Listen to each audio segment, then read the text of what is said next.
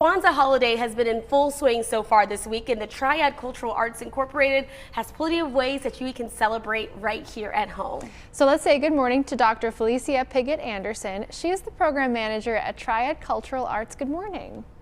Well, good morning. How are you today? I'm doing quite well. Glad to be here this morning. Good. Can you share a little bit about what Kwanzaa is for people who may not know a lot about it? I sure will.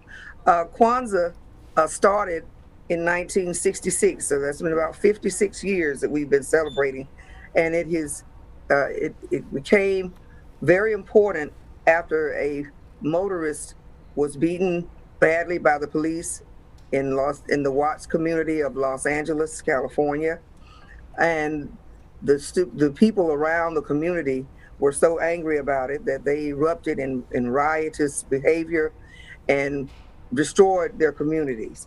So several scholars in the area had to figure out how we could bring the community back together.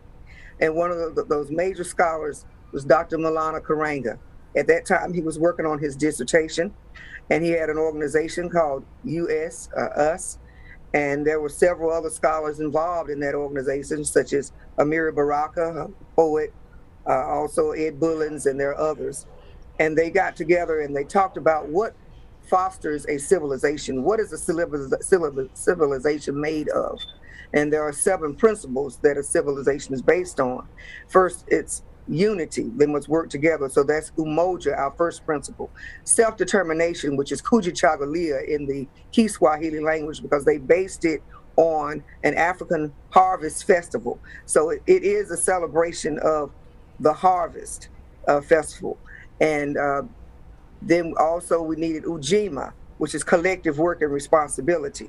So each night of the 7 candles, the 7 nights, so it starts December the 26th and goes up to January 1st. And each night represents one of the candles on the Kinara.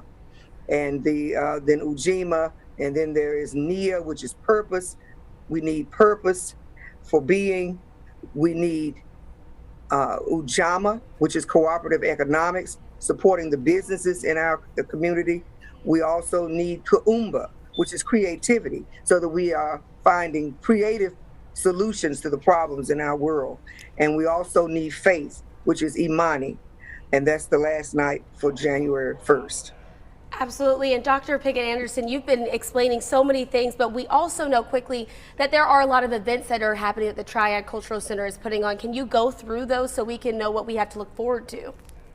Sure. Now, today at 4 o'clock at the William C. Sims Recreation Center in Happy Hill Garden, which is the oldest African-American community here in Winston-Salem, there be at 4 o'clock, we'll be celebrating Ujima, and then we'll be moving on to Nia. I think that one is tomorrow night is at the NAACP office on Butterfield Drive. That's Ujamaa, cooperative economics. So there will be several vendors who will be coming to share their products and services. You can come and meet several vendors. Then we'll be moving on to Kuumba, Nia, which is at the Presbyterian Church on Carver Road.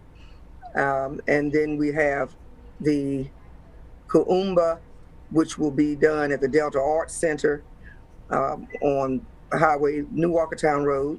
And then the final night will be at the Alpha and Omega Church of Faith. That's the church that I pastor.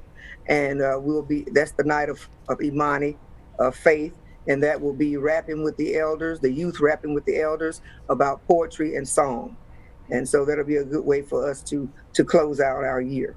Absolutely, and it's a good way to close out the Kwanzaa celebration. Thank you so much, Dr. Piggott Anderson, for being with us this morning and sharing so much knowledge and insightfulness to maybe some members of our community who were unaware of what Kwanzaa means. So for those folks at home, of course, if you would like more info about how you can be involved in this week's events or just the Triad Cultural Center in general, you can just head over to their website. It's right there on your screen, triadculturalarts.org.